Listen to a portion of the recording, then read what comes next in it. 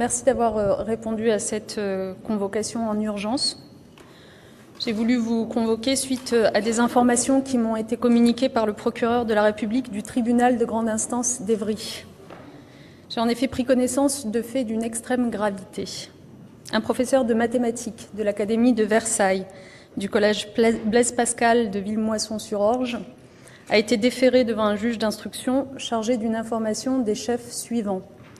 Agression sexuelle sur mineur de 15 ans, enregistrement d'images présentant un caractère pornographique d'un mineur de 15 ans, détention ou acquisition d'images présentant un caractère pornographique d'un mineur de 15 ans, consultation habituelle ou en contrepartie d'un paiement d'un service de communication au public en ligne mettant à disposition des images de caractère pornographique d'un mineur de 15 ans. Cet enseignant a été placé en détention provisoire. Dès lors que nous l'avons appris, il a été suspendu par l'Éducation nationale.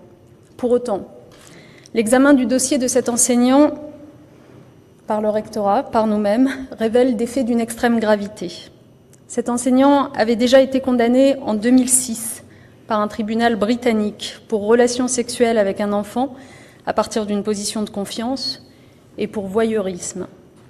Cette condamnation de 2006 avait donné lieu à 15 mois d'emprisonnement et une exclusion de tout travail avec les enfants.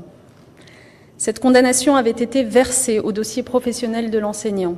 L'Éducation nationale en avait donc connaissance. C'est la raison pour laquelle une réunion de la commission administrative paritaire académique compétente à l'égard des professeurs certifiés, réunis en formation disciplinaire, avait eu lieu le 9 mars 2007 pour auditionner cet enseignant en présence de son avocat et pour tirer les conclusions adéquates de la condamnation dont il avait fait l'objet. Cette commission administrative paritaire avait, donc en 2007, conclu à l'unanimité de ses 35 membres à l'absence de sanctions, ayant constaté, je cite, que la matérialité des faits reprochés à cet enseignant était sujette à caution et que le doute devait lui profiter. Cet enseignant a donc été réintégré et a continué à enseigner. Cela m'est intolérable. Contrairement à l'affaire de Villefontaine, où l'Éducation nationale n'avait pas été informée par les services judiciaires de la condamnation quelques années plus tôt d'un enseignant. Dans ce cas précis, à Villemoisson-sur-Orge, l'Éducation nationale avait donc été informée et a, en connaissance de cause, décidé de laisser enseigner ce professeur. Je veux le dire ici très clairement, cet aveuglement devant des faits aussi graves ne peut rester sans suite. C'est pourquoi j'ai pris la décision de diligenter immédiatement une enquête administrative qui devra faire toute la lumière sur les responsabilités de chacun, et je prendrai bien évidemment, le cas échéant, les sanctions qui s'imposent.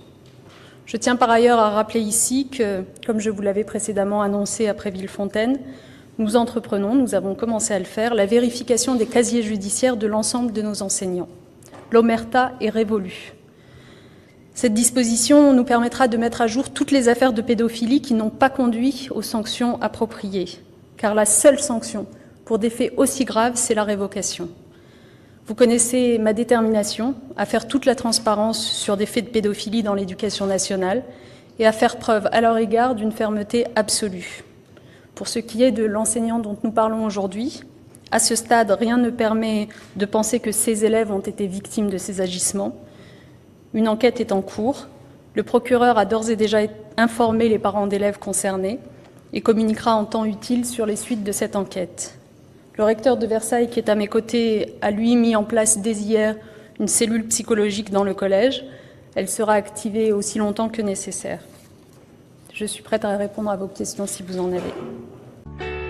Le monde ne sera pas détruit par ceux qui font le mal, mais par ceux qui les regardent sans rien faire. Albert Einstein. Tous les êtres humains trébuchent un jour sur la vérité.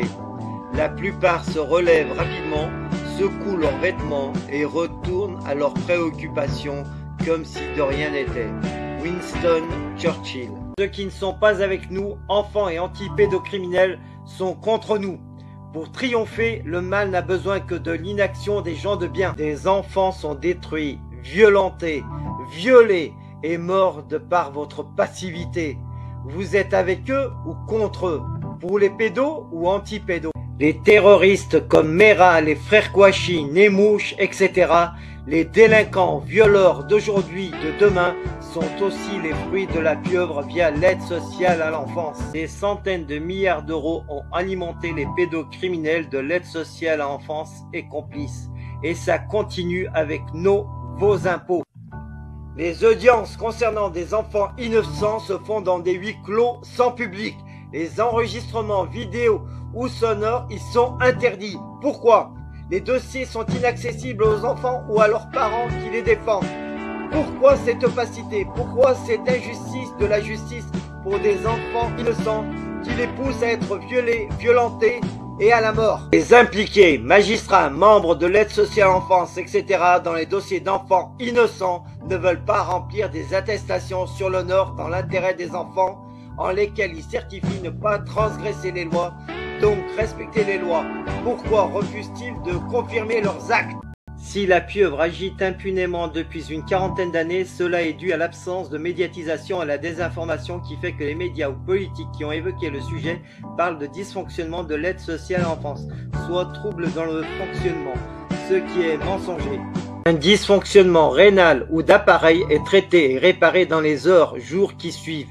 Pas laisser 40 années dans le même état. Les services publics sont au service du public. Tous les membres de services publics doivent être responsabilisés personnellement quand ils agissent pour faire sciemment envers les citoyens de France. Soutien à la COPRASP, Commission populaire de répression des abus de services publics, composée de citoyens de France sans lien avec les services publics. Soutenez la SPE, Société Protectrice des Enfants, sur Facebook et partagez-la, ainsi que la chaîne YouTube CriminalX, résolument anti-pédocriminel. Pour soutenir CriminalX et libérer les enfants victimes de la pieuvre pédocriminelle via ASE, Aide sociale à l'enfance, pour combattre la pédocriminalité, je vous invite à faire des dons sur le compte qui suit. Ma chaîne étant bloquée, je vous invite à cliquer sur la cloche et à choisir l'option toutes pour recevoir les notifications des nouvelles vidéos publiées. Merci.